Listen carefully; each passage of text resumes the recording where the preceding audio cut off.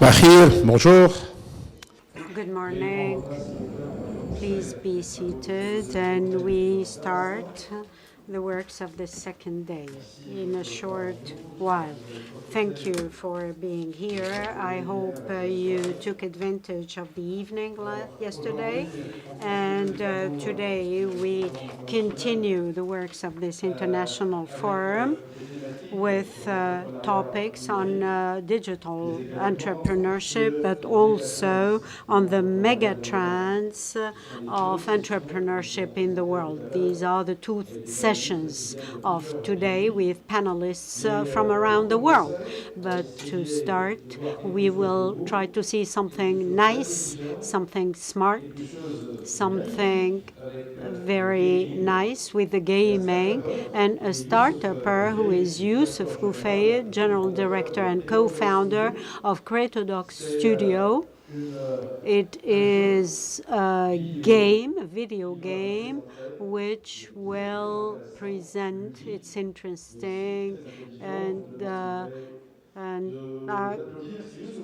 please welcome Youssef Boufaid. Thank you for the introduction.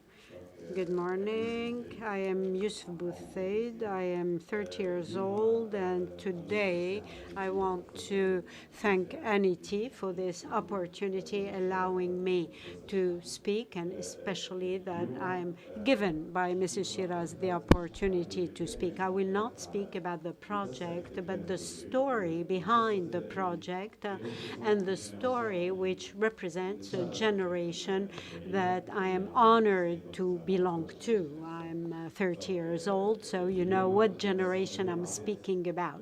And this went through several stages and a technological transition.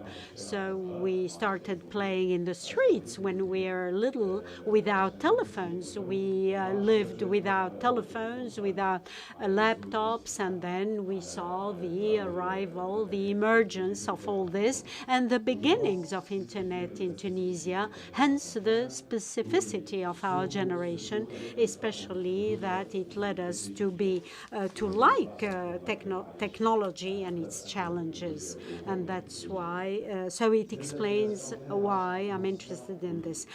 We also lived in a political transition with a revolution in 2011, because we claimed freedom, dignity, and these words represent us, and they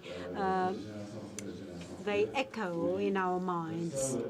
And any choice we made in our life was based on these words. And from there, we tried through different means to live through those ideals. So either they went abroad, they left the country, they went abroad, then were determined to come back. Others chose the conventional way. They went to work, but in their mind, there is still the dream of coming back to the country. And other people, and I am proud I belong to them, those who decided to stay and work as a freelance worker, and we will mention these aspects to see how these people think. And this is how my personality started building, and it built with other people in my generation. So we attract our own markets, we speak to the clients ourselves, we make mistakes, but also what is important is making mistakes. And it is something that many people fear that, whereas we don't learn without mistakes. And our subject as a country, in Tunisia, we do make mistakes, but we learn also. And I think that freelancers they represent this tendency. 75% of freelancers today in Tunisia work in this way. They work in the informal sector, but the aim is how to move into the formal sector. And I think that the subject today is this. It is the role of ATIC and the state. They didn't ask for anything. The choice, we have made it ourselves.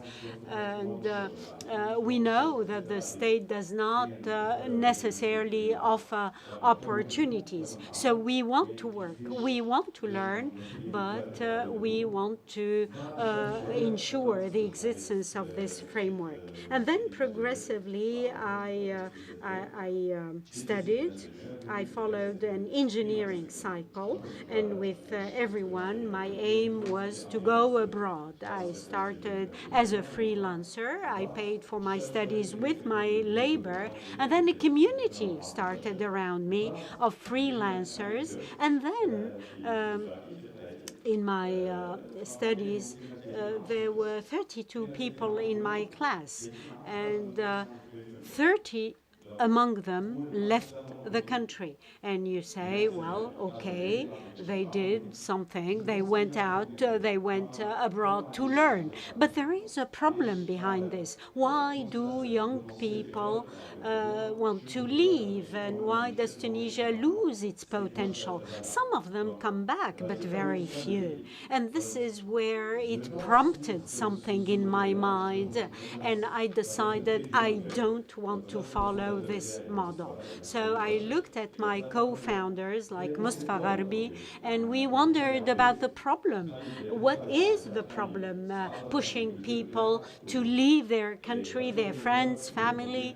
And this is where the identity problem emerged. Of course, there are economic problems, but there is a problem of identity.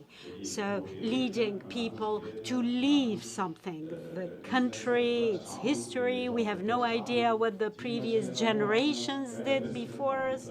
So I became interested in history through video games. I don't know if other people did the same thing. So we started learning about history and cultures through video games. I learned about Napoleon in that way, and many other games. So we learned about Greek gods and the Vikings. And this is where I wondered, why are we not represented in these games? Why our culture is not represented? And people then started having an idea that they are attracted to include our own culture. So we learn about cultures and histories, but the non-existence of our own culture and identity strikes us, and Africa altogether. So it's a huge history, long history, like 10,000 years, like Homo sapiens, the beginnings of humanity. And this culture does not exist in the digital world at all. We speak about Hannibal, for example, and we all know about him, but his representation and our history is not written by us. So hence the project named Historio, and the question is how to transmit this culture, this history through the new media, with the new technology, with people of our own generation, older ones too, how to transmit this culture, not in the conventional way through books, etc., because books are not accessible to all, but we all have our telephones in our pockets. So history must adjust, and it is a new way of teaching and of learning. So Historio was created like this. So it is the mother company, a startup and we started in 2018, and we started with Ibn Khaldun, who is the father of sociology in Tunisia, and there is the statue of Ibn Khaldun in Tunis. So we made the experience, and we started with him in a cinematographic way, like Ibn Khaldun speaking himself about his own history. Then we have a treasure hunt we created in Avenue Bourguiba. So we learned through this, we made mistakes, we did not find our market, and then progressively we started the first game. It's a card game representing Hannibal and the Punic Wars through a card game. There too, we made mistakes. We did not find the right budget, of course. Then for the Ministry of Culture, we had an experience of Carthage. We talked about Carthage, then the Hafsids, then Tunis, then our perception of Tunis, how it started, and how we, young people, see Tunis from our own perspective and how we can build it. So it is Herodot Studios, and now we are at our last product that we are testing. And as you see here, it is a game based on Tunisian culture. So you have Boushkara in the background, and you remember Boushkara. We have known about this figure when we were children, like Boushkara running behind children, and other figures like Yuli Salah, who is a healer, and you have the bandit, the violent figure, the violent and the tank, and then you have Bousadeya, that too is a figure from our childhood, and you have the magician and the witch who uses potions, and this is therefore our product. This is the game that we are testing, and we are working, because it's good to be working on Tunis, but the aim is to have a product which can reach the international level, because really when you find an American playing with Bousadeya in a game, it's an event for us. That is our objective. And these people would find themselves in the context of the Medina. I think this artistic approach led us to learn a lot about our own history. We are a team. We started as 3 people, but now we are 12 people. So now we are paying for social security, etc. Now, I think that what makes the difference as Herodot Studio, and I'm very proud, is that we want to have this freelance logic in the minds of many. It's not working from 9 a.m. to 6 p.m. In our generation, this doesn't work. I worked with clients in Tunis, but I don't have an international experience. And in Tunis, we tried to build this new management spirit built on working anytime. I'm available all the time. So thank you. And our aim is to find the right means to work in the right environment, to work in a free way and based on a freelance approach. And there are experts today who will say more on this rationale. And the aim in Tunis is to find the right solutions, not to do copy and paste from the international, but to find our own way. And thank you very much. Congratulations for the work being done. So, in the sense we are talking about gaming and enterprising, digital enterprising. In this respect, a panel has been organized to target digital entrepreneurship, new opportunities and new forms of work and employment and new forms of services for public service employment. I would like to invite Madame Inga from Lithuania.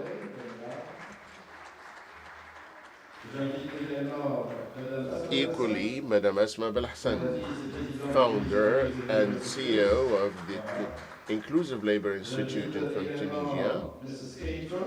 Mrs. Kate Trotz, in charge of from the UK, in charge of Internet as well. From Tunisia as well, Mr. Mohamed Salah Frad, General Manager, DFS, and the President of ATIC, Tunisian Association of Investors, of Venture Capital Investors.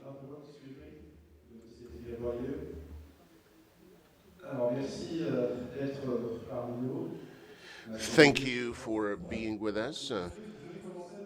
I will start with Mr. Mohamed Salah Frad to speak a little bit of the ecosystem evolving around the startups.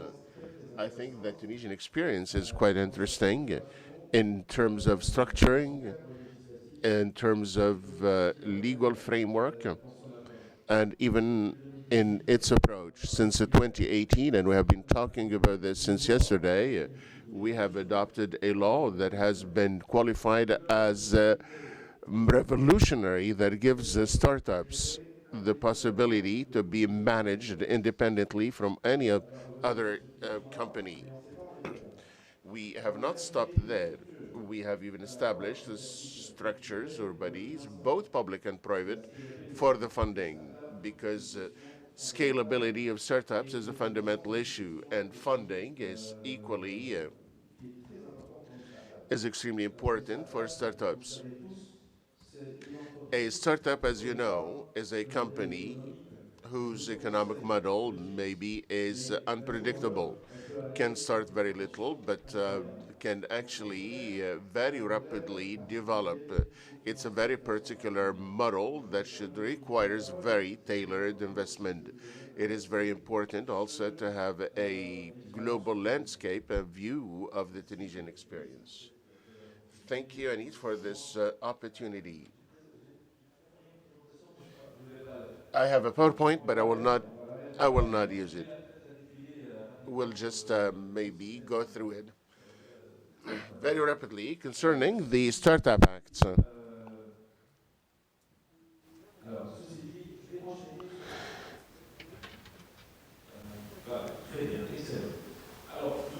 Pas trop la présentation. You don't need to follow the presentation, because I will speak about the core of this initiative. We'll continue with what has been mentioned by this young man, and which got my attention. On the 14th of January, I was in the Avenue Bourguiba, and I heard these slogans of freedom, dignity, and sovereignty and employment. What happened is that CSOs in Tunisia, the people who were in the business and economy, who were expected to respond to and answer to these expectations, said, what can we do for enterprising? I remember March 2011, the first years of the post-revolution, when we had meetings with young people, because I was very active in the investment sphere. Young people asked publicly employment, but they held the government responsible for that. So they were shouting these slogans, asking for employment. 10 years later, there was no such thing as requesting employment. And I know the gamers, whom I respect a great deal, who said, let us work, we want to be freelancers, we have not talked about figures, but the figures are extremely important. They are young men and who actually flirted with technologies and asking for a conventional job is not their concern. And going back to the ecosystem, the Tunisian ecosystem, in figures, Tunisia, we are the 61st country in terms of innovation index. We consider that it's not a bad ranking because if we see at the level of business, we are not, our ranking is not that good. We are 119th at the institutional, 107 at the level of market sophistication. It's not a very important market. We are at 98th, which means that the expectations of the actors today, the actors who are here today, the young people, they are into innovation, and I think that one of the conditions, the sine qua non conditions on which developed the startup ecosystem in Tunisia, it is the question of innovation. Before, there were a great deal of initiatives at the level of employment. We had initiatives such as the new entrepreneur, and the state helped a great deal in the employment of jobs. But after 2011, it seems like we are into some common understanding to say that today, if we want to create jobs, if we want to give the opportunity to young people to have jobs, it's through enterprising and innovating enterprising. The actors are there, and they are actually into this trend. And Tunisia ranks quite well in this respect. So we created what we may identify as an ecosystem. In terms of figures, this ecosystem is not very interesting, but this ecosystem, the startup ecosystem, is rests on three pillars. The first one is labeling.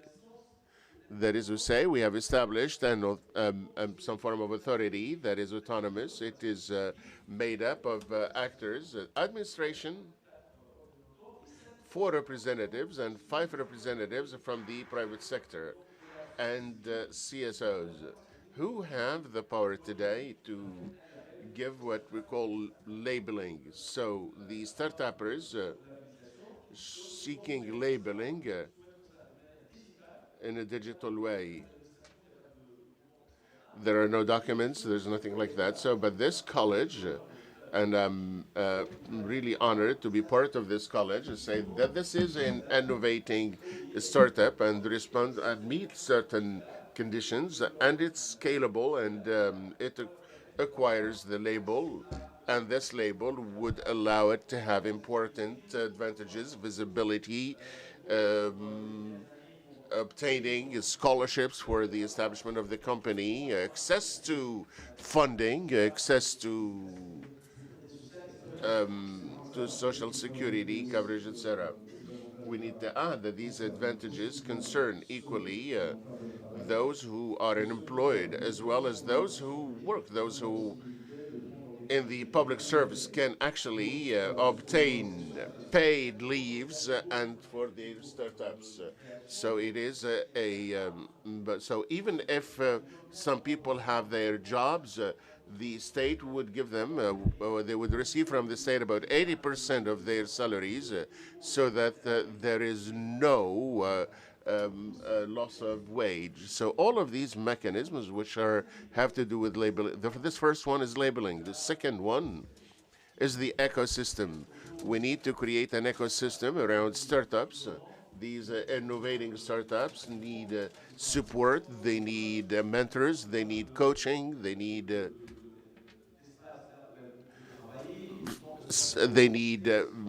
co-working space, they need working space, they need hosts, etc. So I think I can assure you today that Tunisia is teeming with the components of an ecosystem that is extremely important.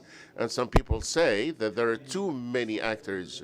There are hundreds of incubators, etc., and programs around startups. The third pillar, it is the funding. I remind of the three pillars. The first one is labeling, the second one, support, and the third one, the ecosystem, which is the funding. And that's why I want to speak of funding. What happened after this?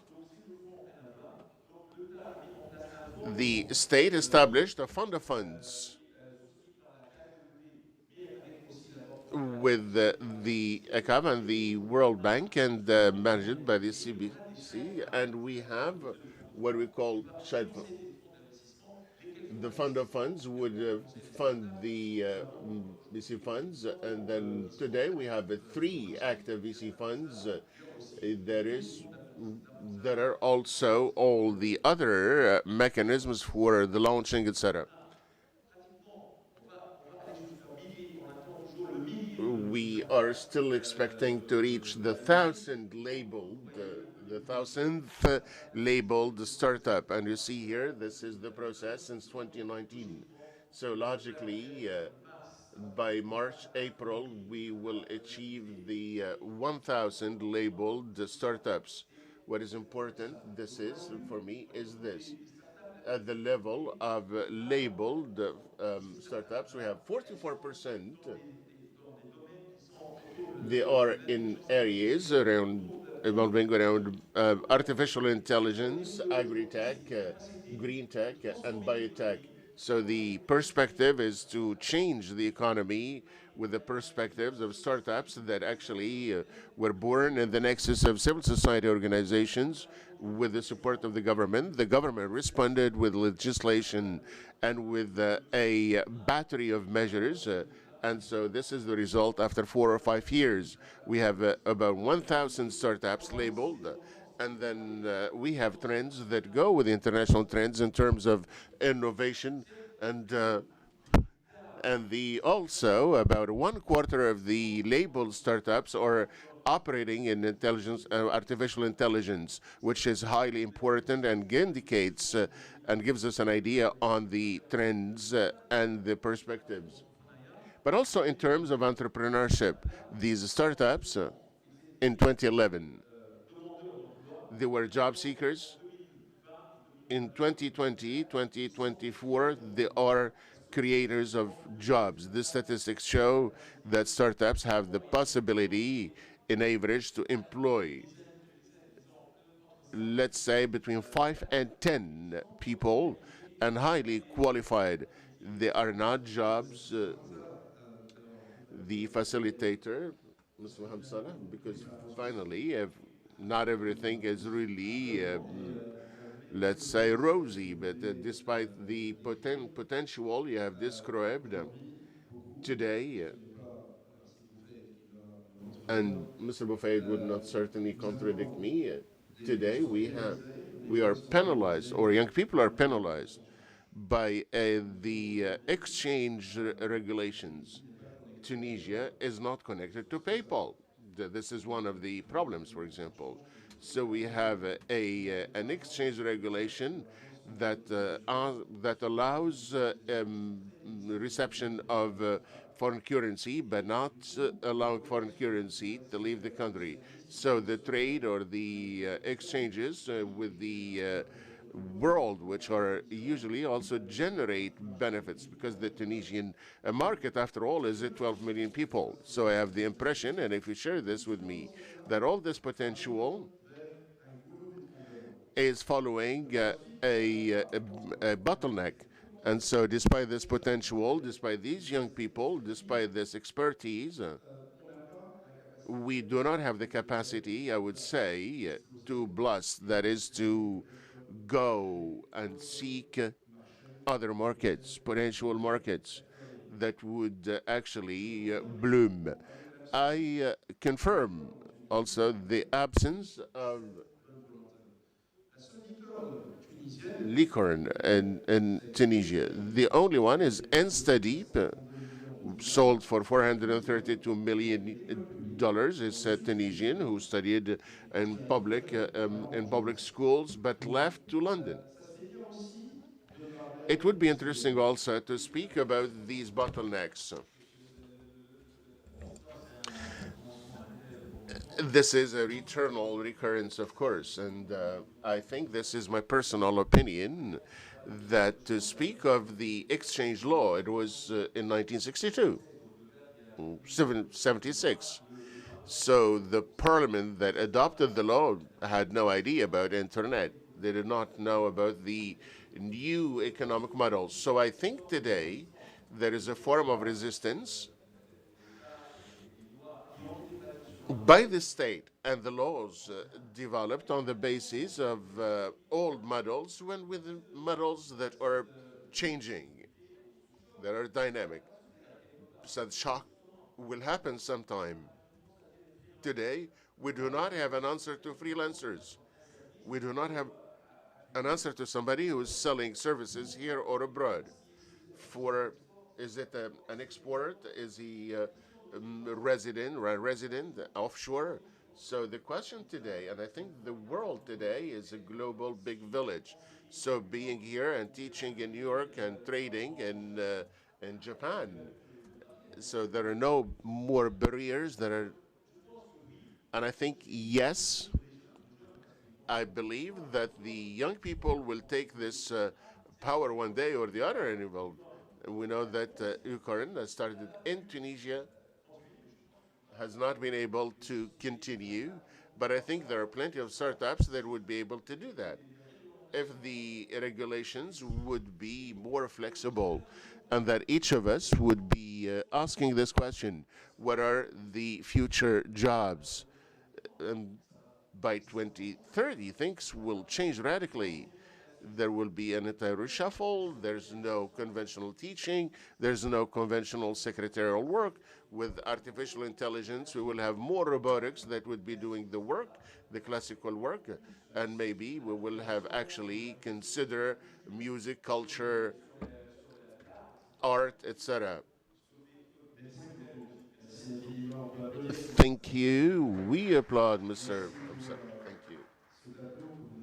Thank you for this landscape, and I go to Madame Inga Balnanosienė, Director of the Public Employment Service and Social Security from Lithuania Social Security. So could we have the presentation? Madam, you are going to talk more about what is being done in Lithuania. Welcome, and thank you for having accepted the invitation. Thank you for the great opportunity to share the Lithuanian experience. And I'm very proud and very happy we are talking now about the changing role of public employment service and why we are here to speak about the future in the green and digital. As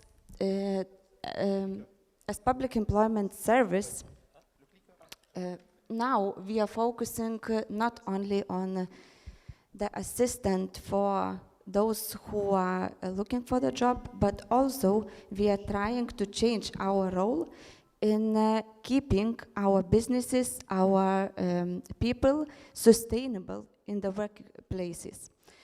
As well, why we are doing it and why we are changing our approach. We have two challenges laying ahead of us. Some jobs will disappear when it comes to artificial intelligence, globalization, also green economy, but we have a good potential in the future with the new jobs and new competencies, skills we will need in the future. So our role is to keep our country sustainable as it is possible.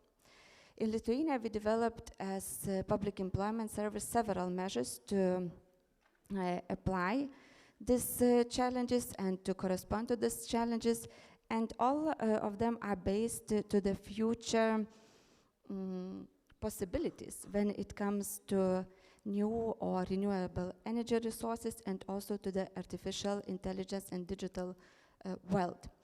In Lithuania, we are focusing mostly on small and medium businesses to support our entrepreneurs, but also to keep the startups as sustainable as we can. Not only to support the creation of the business, but also to guide and to develop the skills and competencies. What we do, first measure is the business support. We are focusing now on green and digital startups, and Lithuanian Public Employment Service pays subsidy for the creation of new innovative businesses in the country. It's an open call, so we select best of the best ideas, and the support, the subsidy consists not only for the equipment, but also for the training and upskilling of our future entrepreneurs. Another focus is to keep our regions sustainable and also to keep our people in the regions. So we are providing also subsidies for region, focusing on, again, on digital transformation, green and circular economy.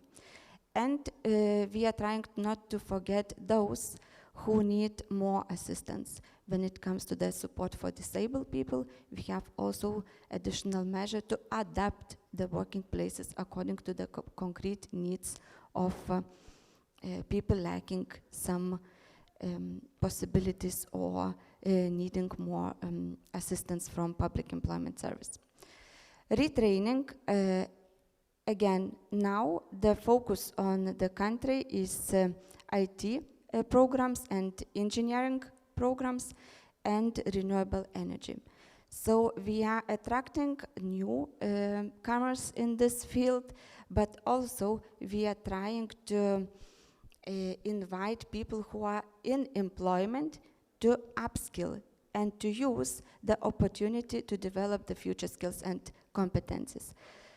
When it comes to the efficiency, we calculated that this approach brings a net profit of almost €0.50 when we invest €1 in this measure and when we guide sustainable people step by step through the program. Yeah, the most people, they like IT sector, and we are proud to say that the future skills, the artificial intelligence will affect all the job places and also the green and digital, green and renewable energy working places. So without digital skills, we cannot be sustainable in the future, and we are trying to support these skills. Let me ask a question, please. Is the state who choose the main sectors Yes. for incentives? Yes. And for green and for maybe this transition, digital transition, is the state that guides all this policy? Yes, it's the states which decided to focus on these fields and to focus mainly on the IT engineering. We are lacking in Lithuania lots of engineers, and also on the green economy. And Public Employment Service, together with the Ministry of Economy and Innovations, we are inviting our training centers to develop innovative programs in the content of new skills and competences. Let me ask you another question. I think it's very important here. We're talking about in front of SPs. And today we're facing new sectors, new skills, new abilities. How the SPEs are trying to upgrade, to understand, because we notice somewhere that the state doesn't understand what means scalability, what means these new challenges what are facing by startups. How you can upgrade yourself to understand what's going on and to try to give maybe advices or you try to help these new sectors? A very important questions. Thank you for asking this. Yeah, you cannot know everything, and you cannot forecast what concrete skills will be demanded in the next future. But we know that artificial intelligence will influence almost every sector. And also now we are focusing more on sustainable skills and competences, like soft skills, and also reskilling, upskilling, but also cross-skilling. You cannot have the future without lifelong learning anymore, and you cannot be sustainable in your working places or as a startup, as entrepreneur, without development the skills. So we launched in Lithuania regional career centers with a skilled staff in public employment service. This staff is ready to guide our people, independent. It is young, starting the business or willing to change their career. What we are focusing on, it is the skills and competences of our staff. We cannot guide anybody without the competences. We are very focused and we are very concrete when it comes to the education. We have universities on board, scientists on board to speak about the future as well. Great.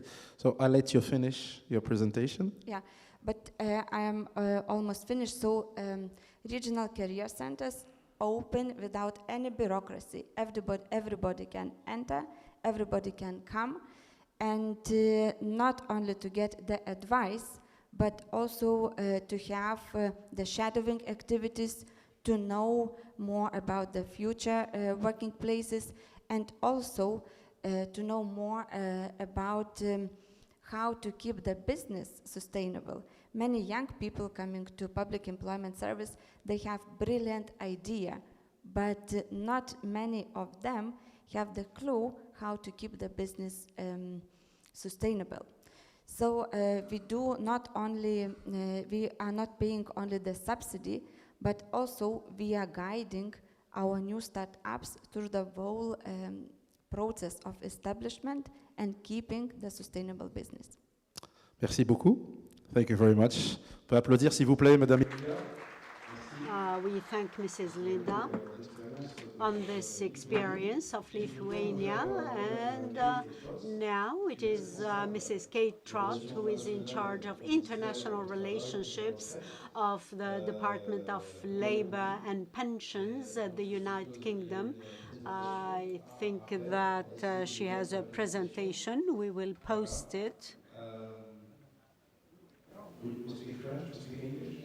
English is better. So I will let you make the presentation, and maybe a few questions are going to be asked later, okay? Yeah, thank you. Thank you, and thanks to Annette for the warm welcome that we've had in Tunisia here. So very pleased to be here.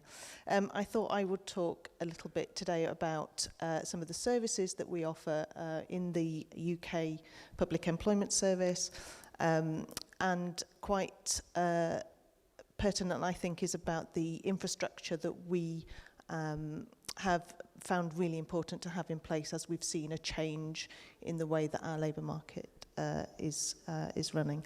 So bear with me while I learn how to use the slides. This one. There we go. So for the UK PES, our vision is to have everyone be able to find a job, progress in work and thrive in the labour market. Our key is around financial resilience now and throughout the working life. Economic inclusion is our top strategic priority. Self-employment and entrepreneurship form only a part of that. So for us, we have a very high level of vacancies in the labour market at the moment, post-COVID. And so what we don't have services that are a very high priority around entrepreneurship in the UK, but we do have, we separate our two areas of support. One's around practical support that is available all the time. It's mainly geared towards people being self-identifying as potential entrepreneurs and business startups. And then we have a secondary side, which is in a different part of the government department structure, and that's around benefit support. Universal credit is our flagship premier unemployment benefit, and that also provides a safety net for people who can't work. And so for people who are unemployed, starting a business where that's the best route to become financially independent, we support that. So the universal credit benefits usually has a condition around self-employment that assumes and incentivizes growth of a business.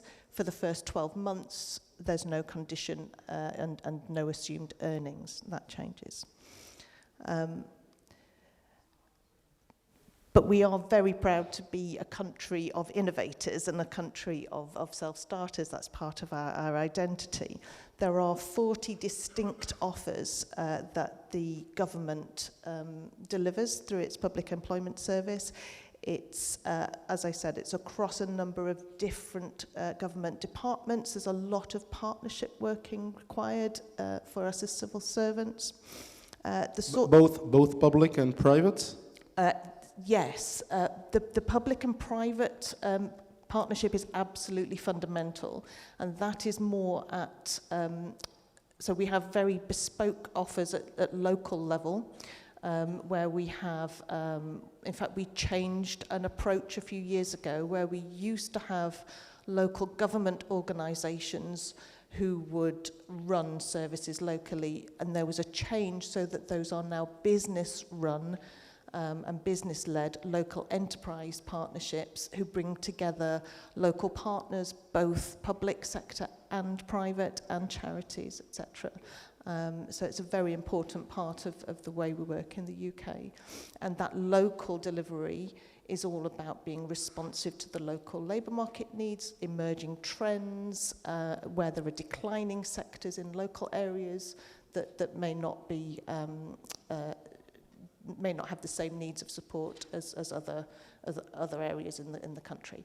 There's national support as well, so there's a lot of money put in, but it's all digital by default, so it's online services mainly, and that unlocks a lot of other support that is then one-to-one. It's got mentoring support in there, it's got coaching.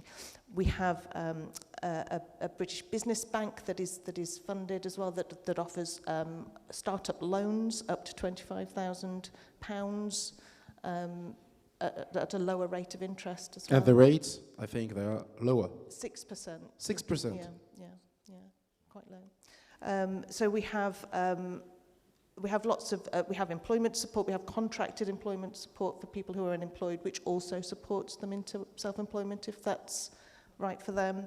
We have a business support helpline that's nationally run, but that has local support so that when people ring, they're through to local support and bespoke to their to their needs. We also have, we've recently set up an independent public body to tackle the problem of late payment culture, so that for entrepreneurs and small businesses where their cash flow would be an issue, then that's tackling that and making that less of a problem. Obviously what we saw during COVID, but actually in a number of years before then as well, we've seen that the gig economy has bloomed. In fact, self-employment itself is up by 10% over the last 15 years, which is notable for us. The gig economy is now 5% of people who are employed. It's just under 500,000 people.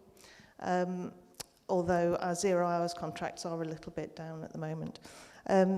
So what we realized through that blooming and what became pretty clear is the importance of having that appropriate infrastructure in place so that people tended to change. So particularly through COVID, where the construction sectors and manufacturing sectors declined, people moved into more insecure employment. The nature, the status of their employment changed. So they moved from being employees to being either self-employed or somewhere in between, and we were worried about there being a lack of protection for people and them not having the appropriate employment rights. Obviously, let's have a look at what that slide says. So what we have in place are a number of factors within the infrastructure, mainly around legislation, around occupational safety and health, to make sure that wherever people are working, particularly around new digital jobs, being desk-based, a lot of our gig economy and platform jobs now are desk-based rather than anything else. So how we make sure that we have regulations and rules that are appropriately protecting workers no matter what the job they're doing. UK employment law has 3 tiers of status. The first is employed, where people are they have all employment rights as you'd expect, and then the self-employed status, where if you're working for yourself, you would assume you would not need to protect yourself from yourself. And then there is the middle ground, which is the limb workers, which is what we saw more growing throughout COVID. So the food delivery drivers, the Uber drivers, etc., where there were issues around whether or not they were self-employed and adequately protected. So we have a Supreme Court ruling now where we have in place something that protects those workers to make sure that in that gig economy they are eligible and protected in terms of core rights around national minimum wage levels, around sick pay, statutory maternity, paternity, adoption leave, etc., unfair dismissal protection, etc. So that's key for us. We don't differentiate between different sectors either in those circumstances. So kind of in conclusion, I think what we want to be able to share is that if that infrastructure doesn't exist as you're growing your economy, as you're encouraging innovation, as your entrepreneurs are flourishing, then there may be some work to be done in the background to catch up and make sure that they are adequately protected. Thank you. I think that's everything that I was going to say. Great. Thank you for this. Let me ask you a question, please. What are the effects of the Brexit on... Brexit? Brexit, yes. Because I think for the digital services and the digital entrepreneurship, I think you were a little bit tackled with this condition of the Brexit. We've definitely felt a difference. There are definitely issues around export and trade internationally, and one of the levels of support that we do now provide is making sure that people have access to the support and the mentorship from businesses who are already trading and already operating, to make sure that we're operating within the rules that exist now and the trade regulations and agreements that exist now. There is more bureaucracy, more barriers right now, but obviously the focus is to establish new relationships with different countries and to make sure that people aren't disadvantaged by that change and that it opens up new opportunities. I'm asking you this question because a lot of people, we hear of them, they go to the city to make a business. I'm not talking about people coming from the European Union, but I'm talking about people coming from outside. And these barriers maybe can make a kind of frein break for the entrepreneurship in the UK. It could easily be an opportunity much more than it can be a disadvantage. Thank you very much, Mrs. Kay. I will, and now, yes, we do thank her. Thank you for reminding me. Now I will ask Mrs. Asma Belhassan, who is founder and president of Tunisia Inclusive Labor Institute, and I want to ask you about the business environment now for startups. We talked about this with Mr. Frad, but as major representative of civil society, how do you evaluate this business environment and what could change to improve it? Thank you. Hello, everyone. I think that the question is difficult, because we well know that the business environment in Tunisia, I will probably give the floor later to Mr. Salah, because he will know more knowledgeable about the business environment. In Tunisia, there is much change to improve the business environment. There are improvements for the investment code and other ways, and the aim is to improve entrepreneurship and investment in Tunisia. There is the program Tunisia 2030, and there are many points, many aspects in this strategy trying to favor the business environment, but I don't really have any data or specific points. What about digital entrepreneurship? What can you tell us about the Tunisian ecosystem? I will start with what Mrs. Kate was saying, the importance of guaranteeing the rights of people working in digital economy. This is what she was saying. We are interested in this as civil society, the question of rights, especially the economic and social rights of platform workers. And we are interested in a study on the situation of Tunisian workers on platforms and in platform economy in the context of a regional program entitled New Forms of Employment, to give inclusion in digital economy, initiated by the Center of Access to Knowledge for Development at the U.S. University in Cairo.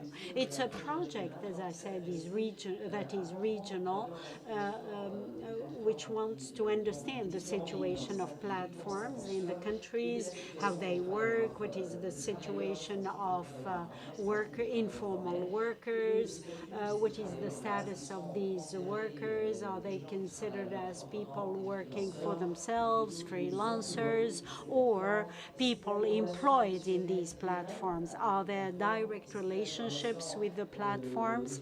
Are there relationships via intermediaries? So to try to understand and have more understanding on the operation of these platforms. Our study is called New Forms of Employment, but we realized in this study that even there is emergence of platform economy, especially after COVID, but it is associated with the conditions of work and informal economy in a general way. So, first, we needed to understand, to begin the study, understand what is the economic platform. Is it services? Is it products? Is it relationships between a client and a service provider? So we needed to begin with understanding the notion of platforms. Is it social networks? Is it remote work? Because we needed to understand all these concepts around platform economy. So generally, it is economic activities involving media work, but it can take like a transition between buyer and seller or service provider, but there are forms of platforms and work done on the ground, so mediated work, like finding a taxi or delivery people. So work is ensured on the ground, and there are mediated cloud work where work is done online. So we find freelancers working on platforms like Fiverr, Upwork, and on the ground there are many platforms operating in Tunisia. So this platform economy is especially for our countries, it is we start understanding and knowing the word and the word of platform economy or platforms since the COVID crisis, especially for mediated groundwork. So these are forms of employment ensured by the platforms on the ground. And unfortunately, we discovered that the development of these platforms refers to informal labor structures. So there are people who are employed on the platforms, whether they are service providers like the young people working on the platforms, or delivery people or taxi drivers. They have an informal status. So there are no contracts, clear contracts between the young people working, just the people working on these platforms. There is no professional status. And for this reason, we started wondering for this study about these platforms and this platform economy and all these platform operators and their relationship with the informal economy from the employment point of view, not the platform itself, which can be formal. They can have their own way of operating. So you mean those who contribute to these platforms to make them function? Yeah, yes. But the service providers, so the people who work for the platforms and paid by the platforms, they are in the informal sector. And this is the result of the study that we have conducted, and we tried to understand the difference between the two types of work on platforms, the cloud and the ground, and on the other hand, to try to see if there is a regulatory framework in Tunisia for the installation and operation of platforms in Tunisia, and to see what are the recommendations and the measures that we must take into account to improve not only the operation of platforms, but the work conditions of the people who operate on these platforms, considering that these platforms give or create more employment opportunities than the traditional sectors for many reasons. For example, flexibility of the work conditions in these platforms. So we carried out interviews with ground workers working in 3 sectors: transportation, delivery. Sorry, can we make the slide bigger on the screen?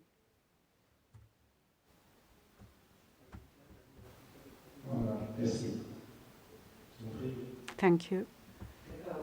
So for the ground workers, those who use accreditation to provide service like delivery, transportation, generally these people, I have the statistics, but most of them are men for all media-based ground work.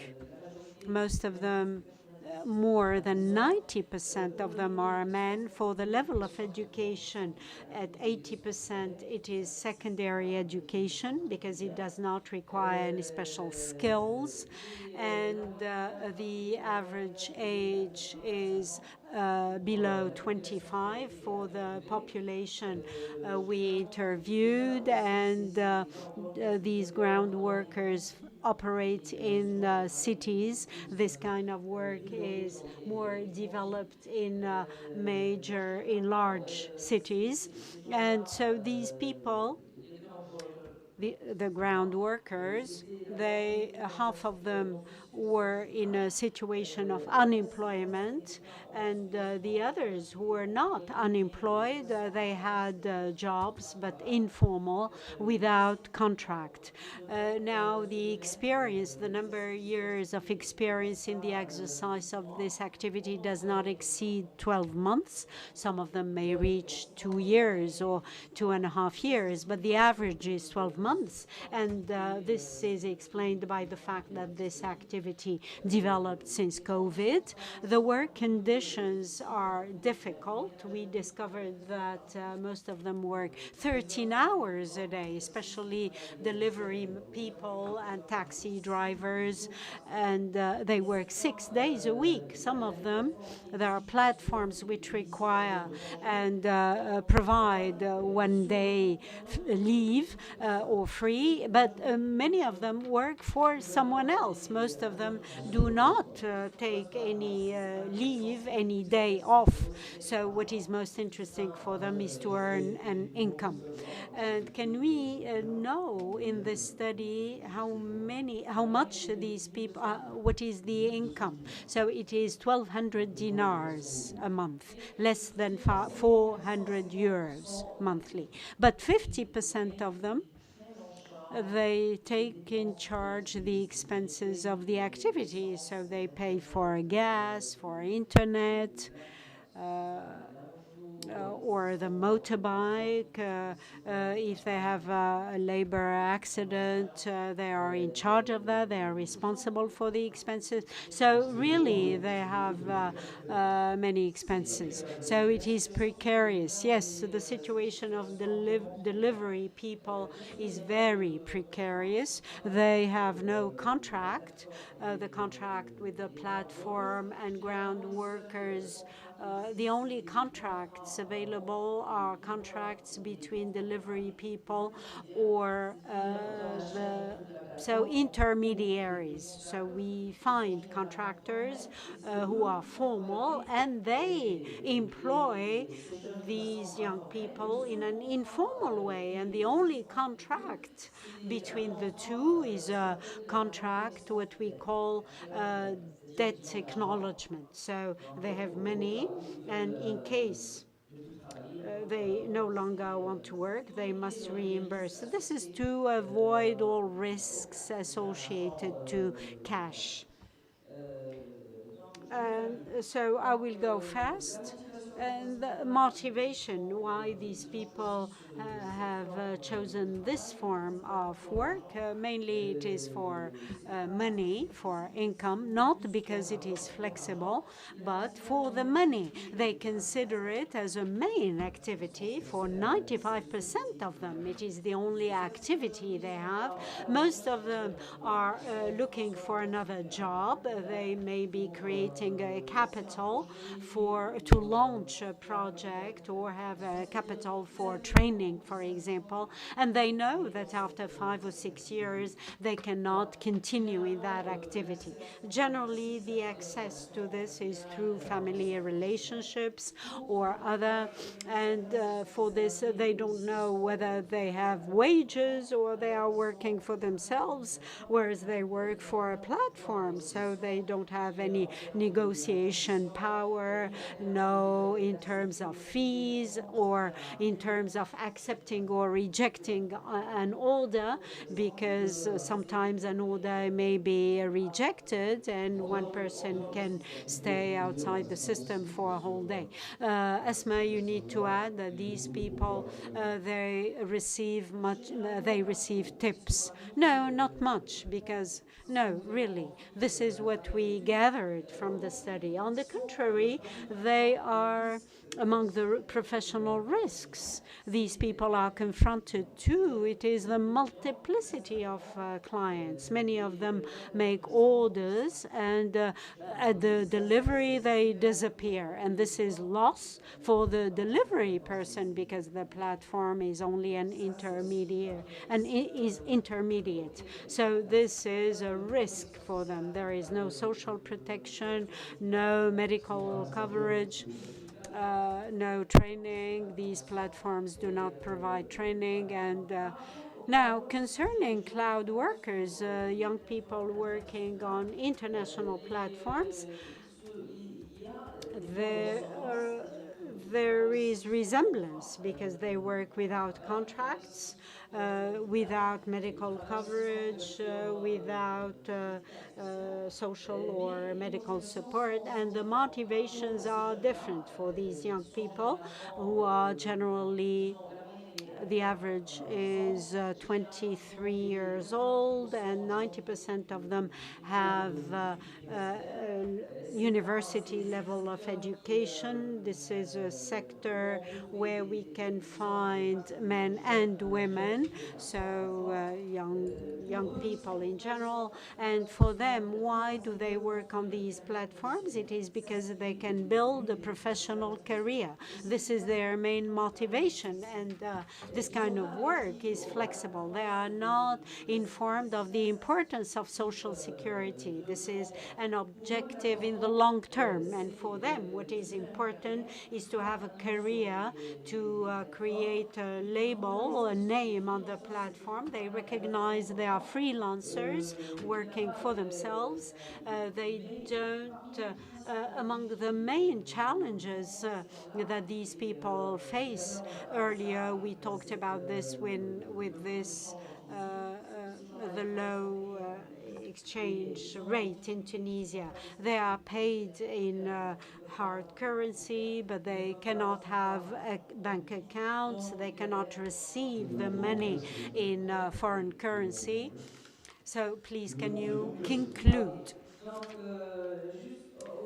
Okay, so another point, a common point between the two, is that both hope for a body likely to represent workers on platforms and to be able to negotiate with the platforms the payment conditions, so whether the ground workers or the cloud workers. Thank you, Mrs. Asma Belhassan. We thank her, yes, for this very interesting study. We open the debate now with the floor, the gentleman, then the other gentleman, and I will take a third question if there is. My name is, or I come from Turkey, representing Turkish Employment Agency. While listening to the presentations from yesterday to today, nobody has mentioned about social bonds. It's an important issue. It's a new way of collecting or finding financial. It's a new financial instrument that has been especially being used in Europe, as far as I know. So maybe if in your country, are there any kind of studies or works about social bonds? Secondly, nobody has mentioned again about microcredits. It starts from Mohamed, you know. Of course, their organizational structure or country culture is very different. But again, as far as I know, there is a new regulation also in Europe. not similar to Indonesian model, but there is a microcredit system support SMEs. So these were the missing points. If you have some comments, I would appreciate. Thank you. On the microcredit, Si Mohamed Salah Frad is going to answer you. For the first question, is there someone who wants to answer? No? Okay. For the microcredit system. Maybe I will answer in English, so we can. Yes, effectively, social bonds could be a good solution for fitting this gap for the rights of workers. I think it's a good idea, and I think there is a lot of donors, or let's say philanthropy funds, catalyst funds that can be more than happy to contribute to this. Good question. Now for the microfinance, again, here in Tunisia, we have, for example, a good, I think it's like 2 billion Tunisian dinar, but it's not dedicated for, let's say, it's not really dedicated for startups and innovation, because the terms of this microfinance funding is more for decent workers and for small business, very small business. But for the case of startups, we find another way of funding, because, you know, for startups you need to have like seed funds, venture capitalists, so they will wait for the investments for a long period. However, for the microfinance, you need to repay, and also we have this problem with the interest rate, which is much higher, and it's very high. We're talking about 27%. Yeah, it's 30%. It's 30%, of course, because of this risk, but because of this level of funds. So I think that my opinion is that for innovation and startups, more appropriate to have dedicated funds that will finance the very risky period, which is where the company is not generating cash flow. Let me add, it's not a dialogue, I'm sorry. It's not a dialogue, I'm sorry. So let me add something which is very important here in Tunisia. About microfinance, the rate is very high. We're talking about 27%. 27% is very, very important. Much more, the IMF, the institution of microfinance, when they try to get the loan, they don't get the loan from the central bank. They get the loan from the bank. And the bank is selling the loan at 11%. And the rate of the central bank is 8%. So instead of getting 8% from the central bank, now the loan is taken from the bank, which the commission is about 3%. And that's why the rate is very high. We're talking about 27%. Second, we don't focus on SMEs, digital SMEs, because as it was said, from 2018, we had the Startup Act, and all the companies and SMEs working on the digital entrepreneurship, they are considered with this Startup Act. So what remains is small SMEs, for example, trying to get small business of food, street food, something like that. Loans are about 20,000 dinars, 25,000 dinars. The highest is 50,000 dinars, which is about 15,000 euro, which is not really very important to make. I'm sorry, I'm trying to ask you because I have to move to another person who asked the question. Maybe we can talk later about this. Alors, monsieur, oui, de Mauritanie, bienvenue parmi nous. Merci, bonjour. Thank you. Good morning, everyone. Thank you, the moderator, and to the panelists. I have two or three remarks. The first one, it is true. The gig economy is rather flexible, and it is quite fashionable now. And the question now is whether this economic gig is not jeopardizing the rights of laborers. What is hidden behind this concept, what we call freelancers? Aren't we abusing of labor rights? Especially that there is a very dear concept to us that we work for the public employment services. It is what we call decent work. How to strike a balance between this decent work principle and the gig economy. The second one, we speak more and more of artificial intelligence and digitalization, and we know that it is no more a luxury. It is an imperative for all the PSEs. But artificial intelligence and digitalization are not only virtues or not only advantages. We have seen the impact, experts, people who have been warning against the artificial intelligence and the numerical. My question is, what is the perspective? What is the trend? For some years, we have been working on this idea of proximity services. Now we are privileging this idea of online services. So there is a problem now. Actually, this contact, where the human contact, whereas sincerity are being lost,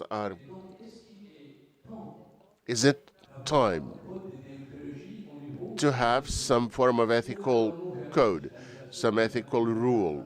Where are we going with artificial intelligence and the numerical? I fear that tomorrow that the PSs will be working with robotics. We would have robotics that are conceived for that. And this is starting now, because currently now applications, information systems that allow a job seeker to have all the information without talking to a consultant. So they are justly conversing with the system. So I think it is really important, it's imperative that we have some red lines and that we have some conditions and know that in labor there are human conditions to uphold. And when we want to integrate some job seeker and other, we need to consider also the human dimension in all of that.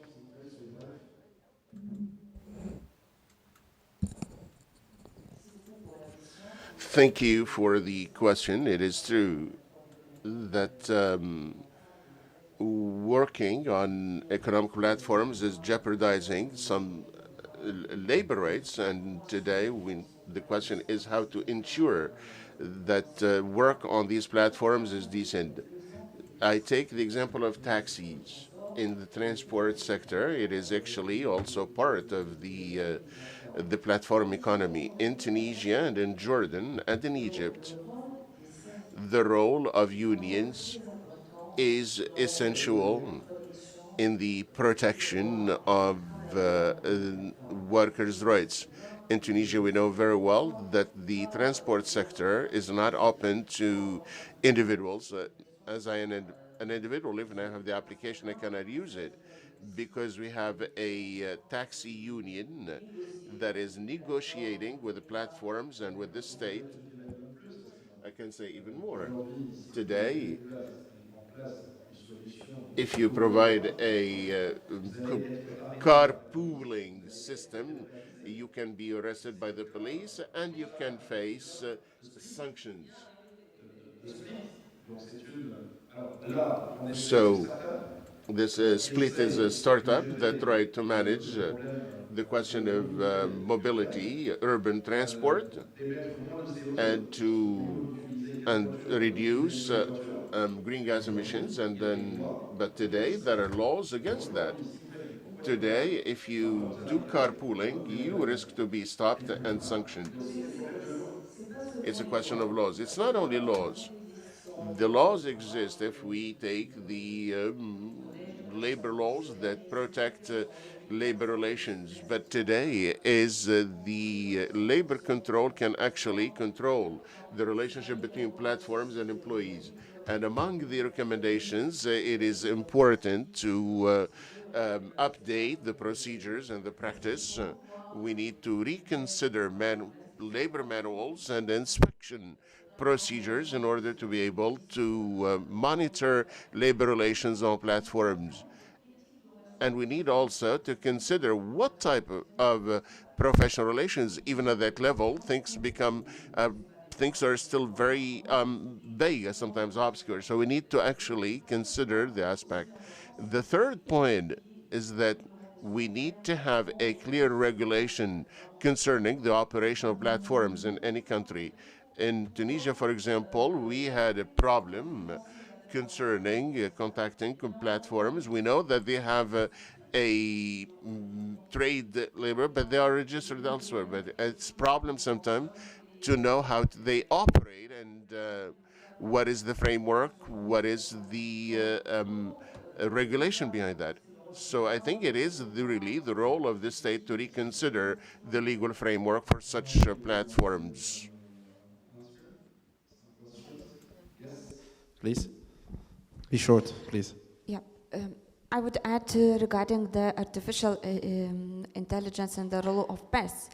So we have not to fight with the artificial intelligence in the public employment service, but to try to integrate the solutions and also to change the mindset of our staff. So no robots will replace the empathy, no robots will replace the face-to-face contact when it comes to the social exclusion. And to people who need coaching and mentoring day by day, step by step.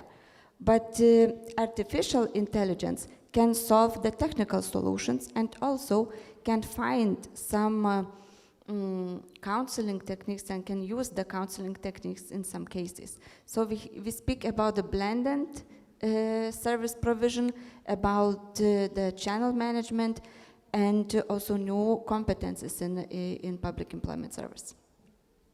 Thank you very much. Kate, you would like to answer maybe? Be short also, please. Thank you. Yes, very briefly, for the UK, it's about a careful use of public funds so that digital services by default means that people who can get very quick help and access information and guidance are served very quickly, and then we preserve the money and the time of the work coaches to devote to the people who need more personal help, and so they're not left behind. Thank you, Mr. Mohamed Salah, Frad.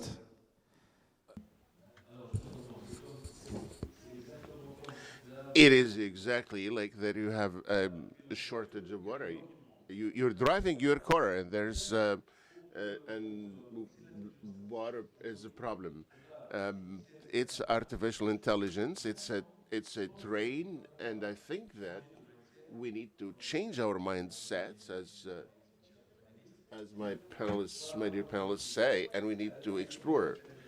We have to consider sustainability, circular economy, work as a group, and to understand that not only economic benefit is important. We need to consider impact on sustainability, on renewable energy, on energy. So the issue to be dealt with in employment today should be other fields beyond what is conventional business. We say that we establish laws and outlaw certain things. That's not really the solution. It's really other to consider how we cope with it. Then we can together work on labor's rights, because it's an issue that has not been addressed even at the level of startups. This is of concern to me personally.